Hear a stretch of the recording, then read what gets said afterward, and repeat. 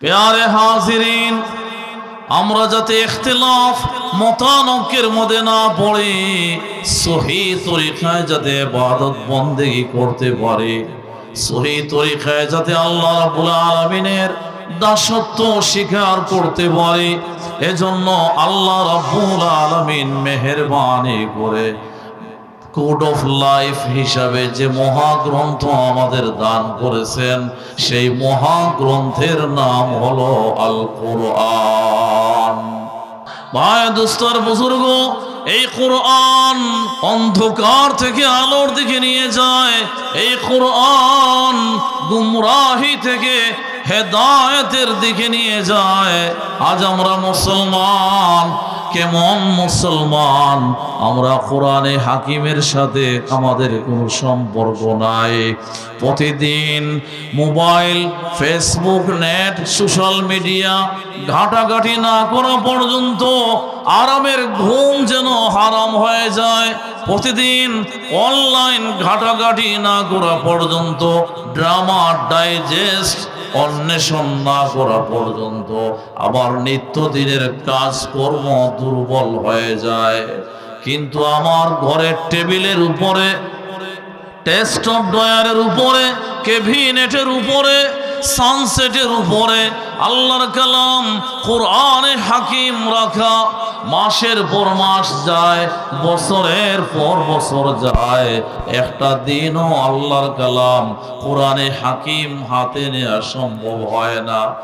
কেউ হয়তো বলবে 3 রাকাত নয় 1 রাকাত পড়লেই আল্লাহ রাব্বুল আলামিনের বন্দেগী হয়ে যাবে। কেউ হয়তো বলবে ইসলাম ও শরীয়তের অন্য বিধি নিষেধ নিয়ে মাথা ঘামানোর প্রয়োজন নাই, শুধু মসজিদে জামাতে হাজির হয়ে আমিনের মিছিল দিলেই ইবাদত বন্দেগী হয়ে যাবে।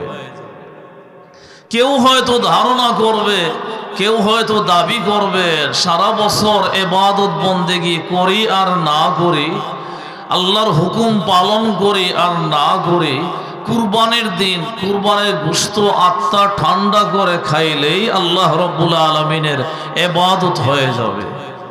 কেউ হয়তো ধারণা করবে, দাবি করবে সারা বছর ইবাদত বন্দেগী করি আর না করি, মাওলা রাব্বুল আলামিনের হুকুম আহকাম পালন করি আর না করি, যখন রবিউল আউয়াল মাস আসবে তখন সকল ঈদের সেরা ঈদ ঈদে মিলাদুন নবী বলে এই ভ্রান্ত ফতোয়া দিয়া মিষ্টি জিলাপির আয়োজন করে হুজুরদেরকে 10-20 টাকা হাদিয়া দিয়ে ইয়া নবী সালাম আলাইকার টান দিলেই ইবাদত বন্দেগীর হক আদায় হয়ে যাবে।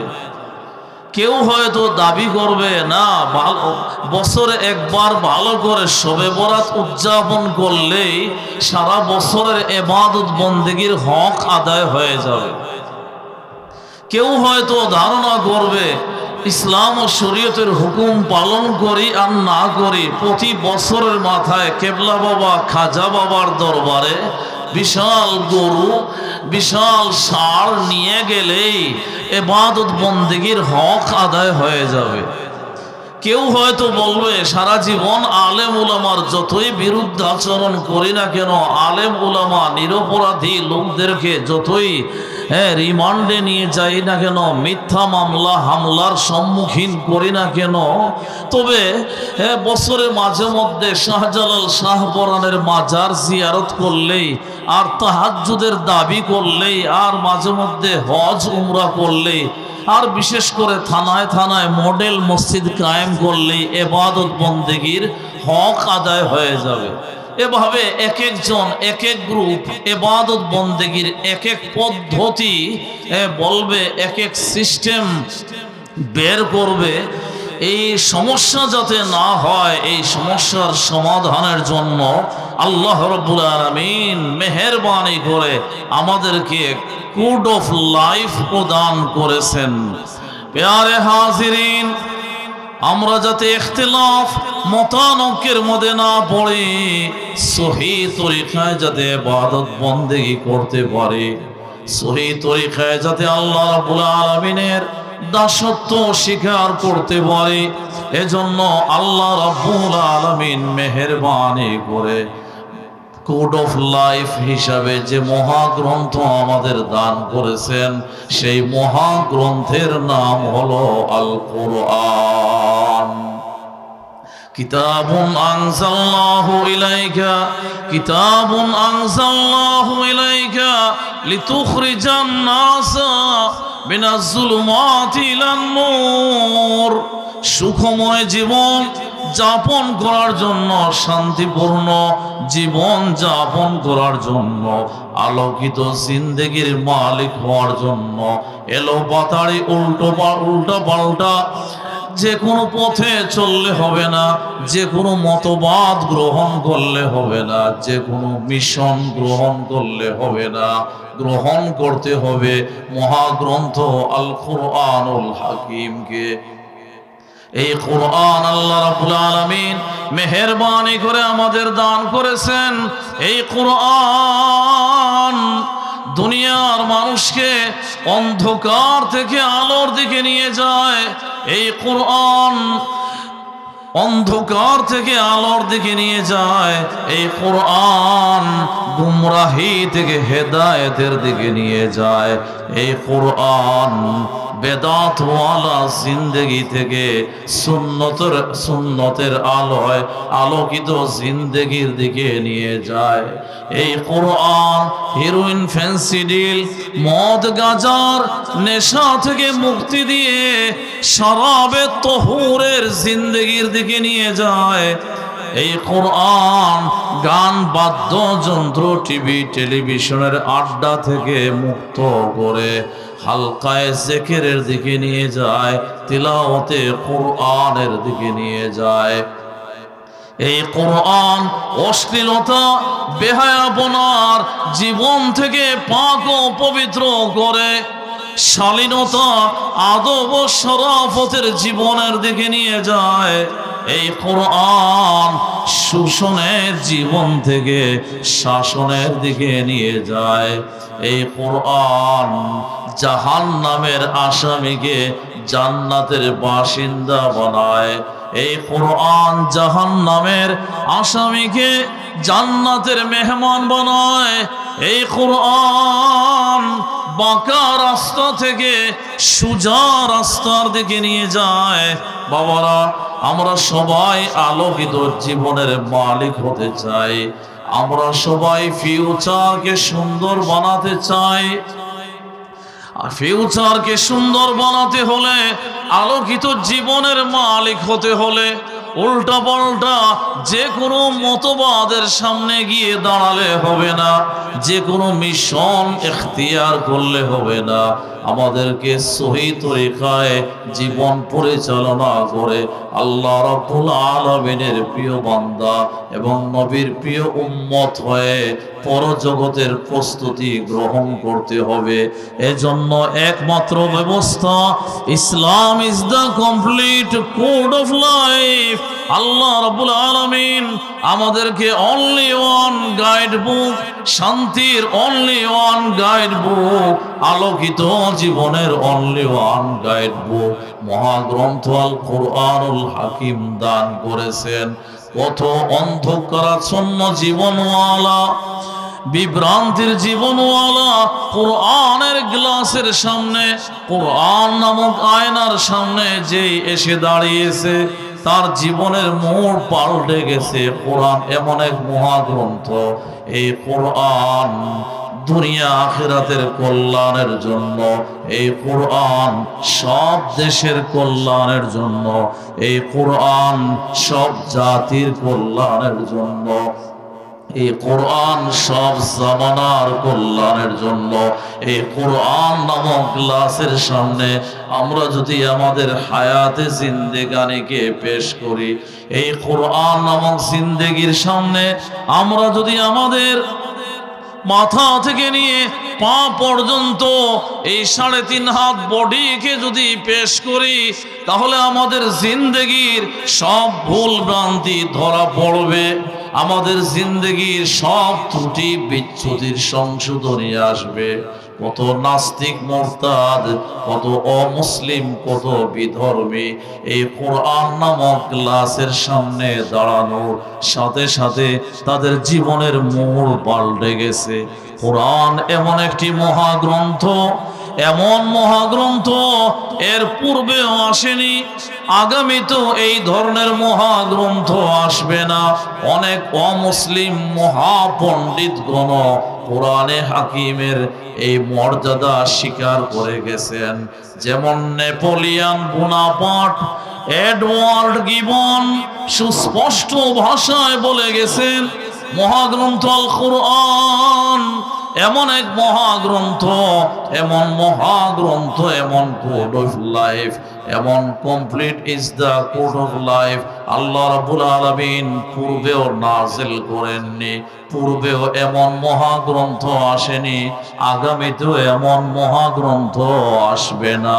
ভাই দোস্তর বুজুর্গ, এই মহাগ্রন্থ আল কোরআনুল হাকিমের সামনে দাঁড়ায়া কত বিধর্মী আলোর সন্ধান পেয়েছে, কত বিধর্মী ও মুসলিম হেদায়েতের সন্ধান পেয়েছে। জাহান্নামের কিনারায় দাঁড়ানো আসামি জান্নাতের মেহমান হয়েছে।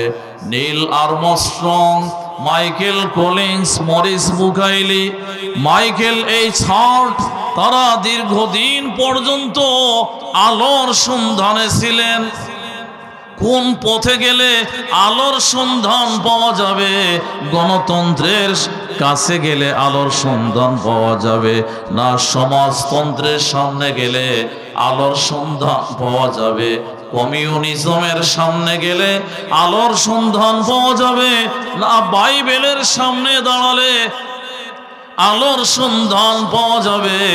বিভিন্ন পথ, বিভিন্ন মত অবলম্বন করতে করতে কোথাও তারা আলোর সন্ধান পায় নাই। শেষ পর্যন্ত তাদের চিন্তা ভাবনা দেখি ইসলামের কোরআন, আল্লাহ রাব্বুল আলামিন মুসলমানদেরকে যে ধর্মীয় গ্রন্থ, শেষ গ্রন্থ দান করেছেন, মহাগ্রন্থ আল কোরআন, দেখি কোরআনে হাকিমের মধ্যে কোনো ভুল ত্রুটি আছে কিনা। Neil Armstrong, Michael Collins, Maurice Bucaille, Michael H Hart সবাই বলেন আমরা কোরআনে হাকিমের সামনে দাঁড়িয়েছিলাম, দেখি কোরআনে হাকিমের মধ্যে কোনো ধরনের ভুল ত্রুটি আছে কিনা। আমরা কোরআনে হাকিম নিয়ে গবেষণা শুরু করলাম, দীর্ঘদিন পর্যন্ত কোরআনে হাকিম নিয়ে গবেষণা করলাম, কোরআনে হাকিমের একটা ভুলও ধরতে পারে নাই। কোরআনে হাকিমের সামনে দাঁড়ানোর সাথে সাথে আমাদের জিন্দেগির সব ভুল ধরা পড়ে যায়। এখন Neil Armstrong, Michael Collins, Maurice Bucaille সবাই ঈমানের কালেমা পড়ে মুসলমান। আল্লাহু আকবার, আওয়াজ করে বলি আল্লাহু আকবার।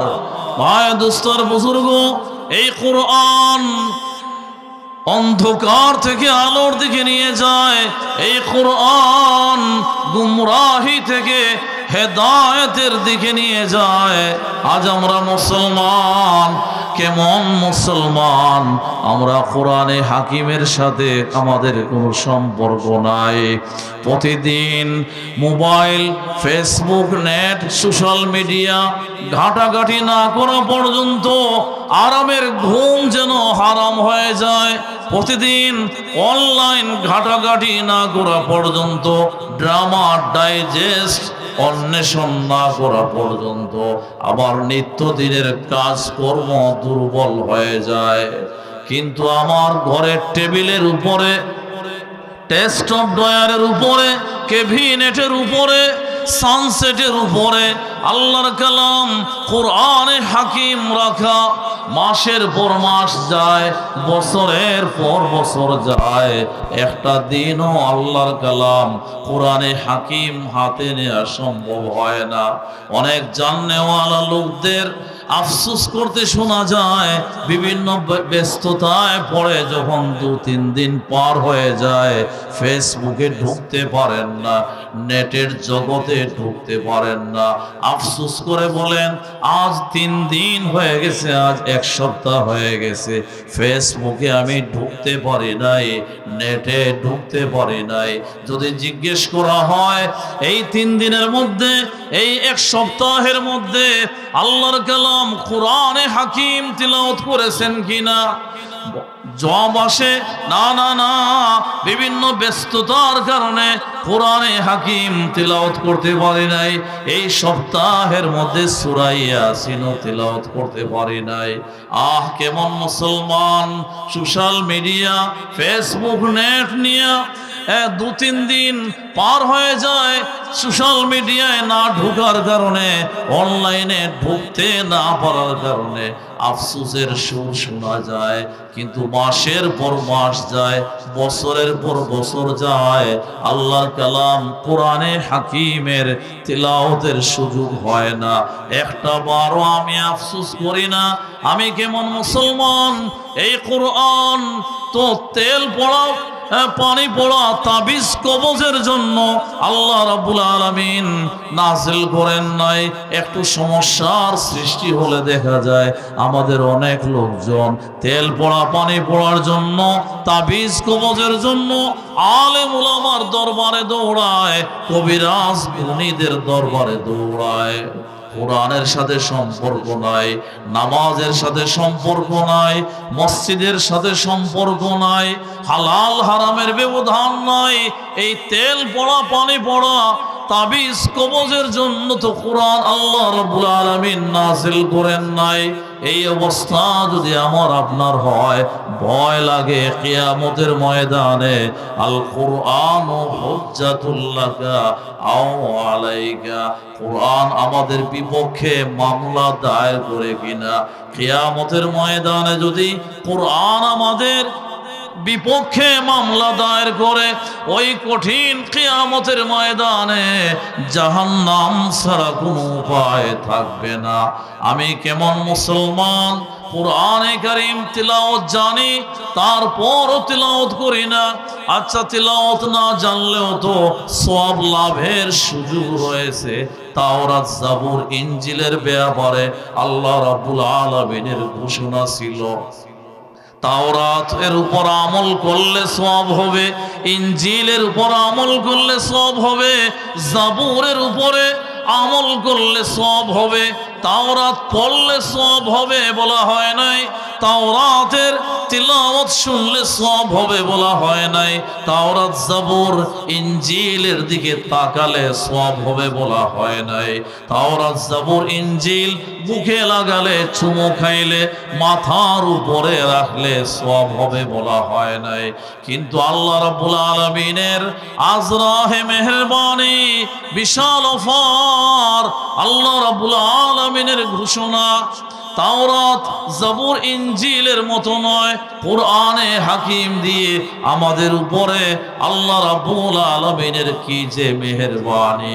কোরআনে কারীমের ব্যাপারে আল্লাহ রাব্বুল আলামিনের ফরমান, কোরআনে কারীমের উপর শুধু আমল করলে সওয়াব হবে তা নয়, কোরআনে কারীম তিলাওয়াত করলে সওয়াব হয়, কোরআনে কারীমের তিলাওয়াত শুনলেও সওয়াব হয়, কোরআনে কারীমের দিকে মহব্বতের সঙ্গে তাকাইলে সওয়াব হয়, কোরআনে কারীম বুকের সাথে লাগাইলেও সওয়াব হয়, কোরআনে হাকিমের উপর চুমো খাইলেও সওয়াব হয়, কোরআনে কারীম মাথার উপরে রাখলেও সওয়াব হয়।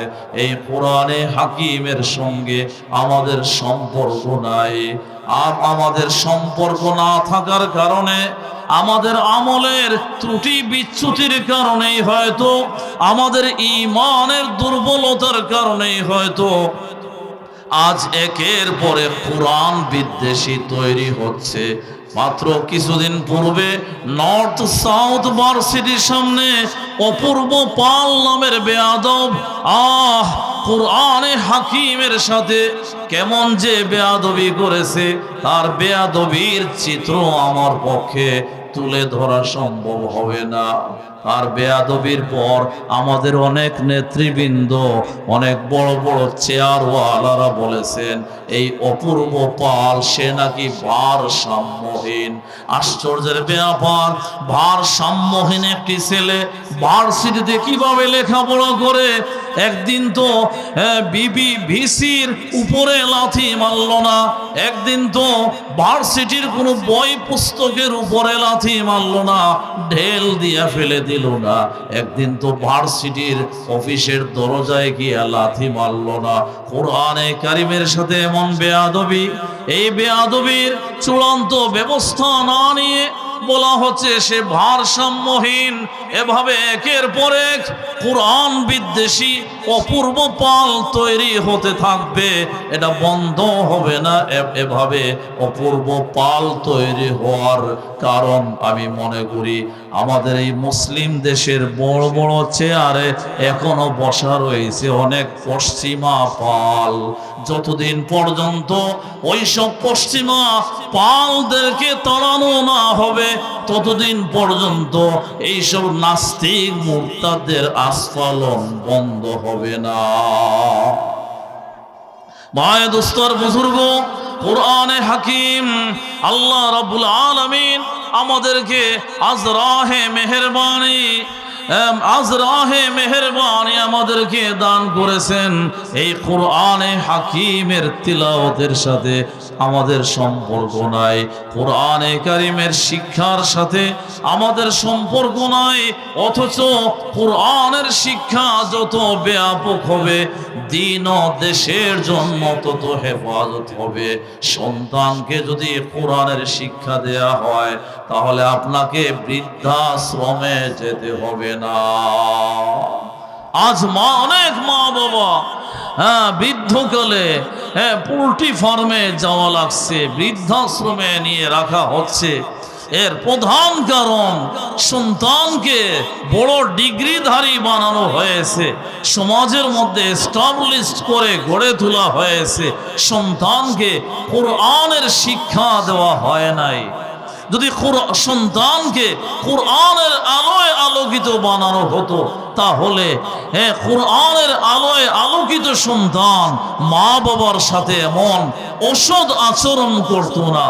কোরআনের আলোয় আলোকিত সন্তান হিরোইন ফেন্সিডিল মদ গাজার আড্ডায় যায় না। কোরআনের আলোয় আলোকিত সন্তান চুরি ডাকাতি ছিনতাই রাহাজানিতে লিপ্ত হয় না। কোরআনের আলোয় আলোকিত সন্তান জিনা বেবিচার মদ গাজার দিকে পা বাড়ায় না। কোরআনের আলোয় আলোকিত সন্তান দেশের সম্পদ কোনো সময় লুণ্ঠন করতে পারে না।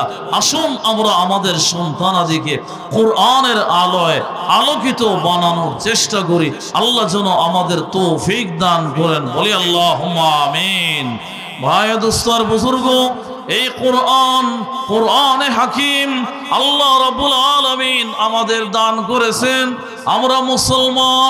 আমরা মুসলমান হয়ে যদি কোরআনে হাকিমের সাথে গভীর সম্পর্ক গড়ে তুলি তাহলে আমাদের ঘরে শান্তির ফয়সালা হবে, আমাদের সমাজে শান্তির ফয়সালা হবে। এই কোরআন শুধু জানাজার নামাজের জন্য নয়, এই কোরআন শুধু মিলাদ মাহফিলের জন্য নয়, এই কোরআন শুধু ওয়াজ মাহফিলের জন্য নয়, এই কোরআন শুধু ইসালে সওয়াব নামের মাহফিলের জন্য নয়, এই কোরআন শুধু তামদারি অনুষ্ঠানের জন্য নয়, এই কোরআন শুধু কবরের পাশে তিলাওয়াতের জন্য নয়। আজ আমরা জীবনের প্রতিটি ক্ষেত্রে অশান্তির সম্মুখীন, শান্তির জন্য আন্দোলন করছি, শান্তির স্লোগান দিচ্ছি, কিন্তু ক্রমে অশান্তি বাড়তে আছে, কারণ আমরা মহাগ্রন্থ আল কোরআনুল হাকিম শান্তিদাতা, শান্তি সৃষ্টিকর্তা আল্লাহ রাব্বুল আলামিন জানেন কোন পথে চললে কিভাবে জীবন যাপন করলে আমরা শান্তির মালিক হতে পারবো। সেই শান্তিদাতা, শান্তির সৃষ্টিকর্তা, আমাদের সৃষ্টিকর্তা আল্লাহ রাব্বুল আলামিন শান্তির একমাত্র মহাগ্রন্থ আল কোরআনুল হাকিম দান করেছেন। এই মহাগ্রন্থ আল কোরআন দুনিয়ার কল্যাণের জন্য, আখিরাতের কল্যাণের জন্য। আমরা কোরআন বাদ দিয়ে অন্য যে পথেই যাব না কেন, সারা জীবন শান্তির স্লোগান দিতে থাকব, সারা জীবন শান্তির স্লোগান দিতে থাকব। অবশেষে কিন্তু অশান্তির সাগরে ডুবে মরতে হবে।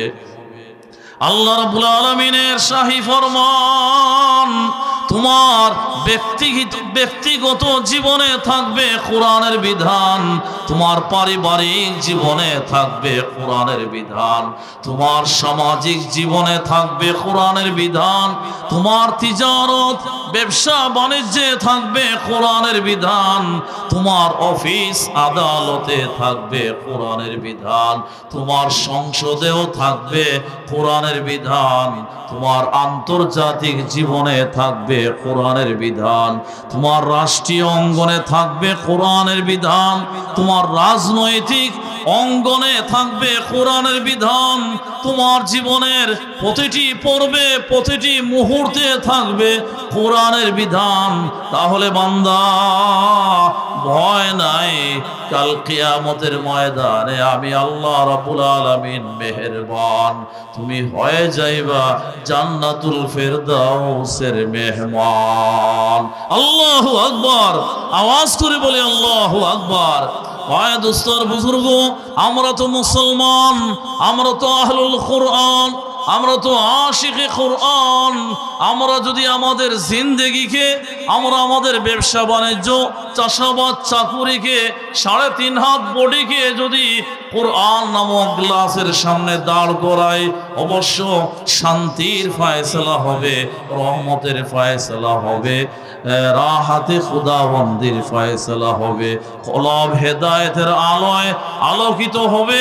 কত কত বিধর্মী কোরআনের মর্ম বুঝে নাই, শুধু কোরআনে হাকিমের তিলাওয়াত শুনে গুমরাহের বেড়া জাল থেকে হেদায়েতের আলোর দিকে অগ্রসর হয়েছে। জামাল আব্দুল নাসের, মিশরের প্রধানমন্ত্রী জামাল আব্দুল নাসেরের শাসন আমলের কথা কারি আব্দুল বাসেত রহমতুল্লাহি আলাইহি, কি সুললিত মধুর কণ্ঠ আল্লাহ রাব্বুল আলামিন তিনাকে দান করেছিলেন। কারি আব্দুল বাসেত রহমতুল্লাহি আলাইহি বলেন, মিশরের প্রধানমন্ত্রী জামাল আব্দুল নাসের একবার রাশিয়া সফরে গেলেন, রাষ্ট্রীয় বিভিন্ন কার্যক্রম নিয়ে রাশিয়া সফরে গেলেন। রাষ্ট্রীয় বিভিন্ন কার্যক্রম নিয়ে মত বিনিময়ের পরে তিনি রাশিয়ার কমিউনিস্ট কার্ল মার্কসের সাম্যবাদ, কমিউনিজম, কমিউনিস্ট মতবাদী কমিউনিস্টদের সাথে তিনি আলোচনায় বসলেন। ইসলাম ধর্ম নিয়ে আলোচনা শুরু করলেন। ইসলাম ধর্মের উপর কমিউনিস্ট সাম্যবাদীরা বিভিন্ন ধরনের অভিযোগ তুলে ধরল, ইসলাম ধর্মের উপর বিভিন্ন ধরনের এশকাল শুরু করল। জামাল আব্দুল নাসের, মিশরের প্রধানমন্ত্রী, তাদের দাঁত ভাঙ্গা জবাব দেওয়ার চেষ্টা করলেন। তারপরও তো তিনি আলেম না, যত বড়ই গবেষক হন না কেন, যত বড় ইসলামিক লেকচারার হন না কেন, আমাদের অনেক বড় বড় মন্ত্রীরা পর্যন্ত ইসলামের কথা বলতে গিয়ে ঈদের নামাজকে জানাজার নামাজ বানাইয়া ফেলায়। আগামীকাল সকাল 8টার সময় ঈদুল ফিতরের জানাজার নামাজ শুরু হবে, এমন একজন মন্ত্রীর বক্তব্য। জামাল আব্দুল নাসের যত বড়ই গবেষক হন না কেন, তারপর তো তিনি আলেম না। তিনি আত্মা শান্ত হয়, আত্মতৃপ্তি হয় এমন জবাব দিতে পারেন নাই, তিনি নিজেই শান্ত হতে পারেন নাই। তিনার জবাবের উপরে মনে মনে ভাবলেন, আগামীতে আবার যখন রাশিয়া সফরে আসব, একজন আলেমকে সাথে নিয়ে আসব। 2-3 বছর পরে জামাল আব্দুল নাসের, মিশরের প্রধানমন্ত্রী জামাল আব্দুল নাসের আবার রাশিয়া সফরে মস্কোতে পৌঁছলেন। পৌঁছার আগে কারি আব্দুল বাসেত রহমতুল্লাহ আলাইহিকে কল করলেন, কারি সাহেব আগামীকাল রাশিয়া মস্কো সফরে যাব, আপনি আমার সাথে চলুন। কারি আব্দুল বাসেত অবাক হয়ে গেলেন, কি ব্যাপার, আমাকে কেন রাশিয়া সফরের সাথে নিয়ে যাবেন? আমি কারি সাহেব, আমি হাফেজ সাহেব, আমি একজন মৌলভী সাহেব, আমাকে তো জানাজার নামাজের জন্য ডাকবেন, মিলাদ শরীফের জন্য ডাকবেন, দোকান উদ্বোধনী অনুষ্ঠানের জন্য ডাকবেন, রাশিয়া সফরে আমাকে কেন সাথে নিয়ে যাবেন? যাই হোক, আমি প্রস্তুতি নিলাম। আমাকে রাশিয়াতে সাথে নিয়ে গেলেন। জামাল আব্দুল নাসের রাশিয়ার প্রধানমন্ত্রী অন্যান্য মন্ত্রী মিনিস্টারদের সঙ্গে বিভিন্ন বিষয়ে, রাষ্ট্রীয় বিভিন্ন বিষয়ে মত বিনিময়ের পরে এবারে ধর্ম বিষয়ে আলোচনা শুরু করলেন। ধর্ম বিষয় নিয়ে আলোচনা শুরু করার পূর্বে জামাল আব্দুল নাসের মিশরের প্রধানমন্ত্রী রাশিয়ার কমিউনিস্ট ক্ষুধাদ্রোহী ক্ষুধা বিদ্বেষী কমিউনিস্টদের উদ্দেশ্যে বললেন, হে কমিউনিস্টেরা, হে সাম্যবাদী ভাইয়েরা, যদি অনুমতি দেন, আমি সাথে একজন মেহমান নিয়ে এসেছি, যদি অনুমতি দেন সে কিছু পড়ে আপনাদের শোনাবে। কি পড়ে শোনাবে তা বলেন নাই। রাশিয়ার কমিউনিস্টেরা সাথে সাথে অনুমতি দে, হ্যাঁ আপনার সাথে মেহমান নিয়ে এসেছেন, সে কি পড়ে আমাদেরকে শোনাবে, শোনাক, আমরা আগ্রহ ভরে শুনবো। কারি আব্দুল বাসেত রহমতুল্লাহি আলাইহি বলেন, আমি সুযোগ পাওয়া মাত্র সূরা তাহার ওই আয়াতগুলো, তাহা মা আনজালনা আলাইকাল কুরআনা লিতাশকা ইল্লা তাযকিরাতাল লিমান ইয়াখশা, সূরা তাহার প্রথম ওই আয়াতগুলো, যে আয়াতগুলোর তিলাওয়াত শুনে ওমর রাদিয়াল্লাহু তাআলা আনহু মুসলমান হয়েছেন, ফারুকে আজম হয়েছেন। সুবহানাল্লাহ, আমি সূরা তাহার ওই আয়াতগুলো তিলাওয়াত শুরু করলাম। কারি আব্দুল বাসেত রহমতুল্লাহি আলাইহি সূরা তাহার আয়াতগুলো সুললিত মধুর কণ্ঠে চোখ বন্ধ করে 2 রুকু যখন তিলাওয়াত করে, কারি আব্দুল বাসেত বলেন, আমি সামনের দিকে তাকিয়ে দেখি কয়েকজন কমিউনিস্টের গাল বেয়ে বেয়ে চোখের পানি পড়ছে। জামাল আব্দুল নাসের জিজ্ঞেস করলেন, কি ব্যাপার হে রাশিয়ার সাম্যবাদীরা? আমার সফর সঙ্গী কারি আব্দুল বাসেত মহাগ্রন্থ আল কুরআনুল হাকিমের সূরা তাহার মাত্র 2 রুকু তিলাওয়াত করেছে, তোমরা কি বুঝেছো, কি জন্য কান্না শুরু করেছো? সাম্যবাদী কমিউনিস্টরা বলে, হ্যাঁ জামাল আব্দুল নাসের, আপনার সফর সঙ্গী কারি আব্দুল বাসেত আমাদের কি পড়ে শোনালো? আমরা আরবি জানি না, আমরা তো আরবি জানি না, এর অর্থ মর্ম কিছুই আমরা বুঝি নাই, তবে এই পড়ার মধ্যে এমন জাদু রয়েছে আমরা কিছুই বুঝি নাই, তারপরও যেন আমাদের কলবটা মোমের মতো গলে যাচ্ছে। এই কিতাবের নাম কি? এই কিতাবের নাম কুরআন। কমিউনিস্টরা বলে, এই কোরআন যে ধর্মের উপরে অবতীর্ণ হয়েছে, এই কোরআন যে জাতির উপরে অবতীর্ণ হয়েছে, এই কোরআনের মাধ্যমে যে ধর্ম আল্লাহ রাব্বুল আলামিন নাযিল করেছেন, এই ধর্ম মিথ্যা ধর্ম হতে পারে না, এই কিতাব মিথ্যা কিতাব হতে পারে না। যেহেতু এতদিন পর্যন্ত বুঝে আসে নাই, এখন যেহেতু আমার বুঝে এসেছে, এখন যেহেতু আমাদের বুঝে এসেছে, তাহলে আর দেরি করতে চাই না, এক্ষুনি আমরা ঈমানের কালেমা পড়ে মুসলমান হতে চাই। আল্লাহু আকবার।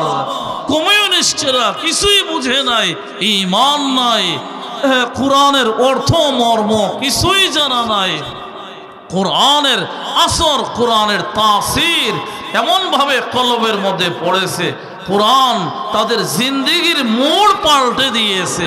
আমরা মুসলমান আশিকে কোরআন, সকাল বিকাল যদি আমার জবানে কোরআনের তিলাওয়াত জারি হয়, সকাল বিকাল আমার ঘরে ধুম ধাড়াক্কার গান নয়, যাত্রানুষ্ঠান নয়, যাত্রার গান নয়, সকাল বিকাল আমার ঘরে যদি কোরআনের গান, কোরআনের তিলাওয়াত চালু হয়, অবশ্য এই ঘরে, এই সমাজে আল্লাহর রহমত নাজিল হবে, বরকত নাজিল হবে।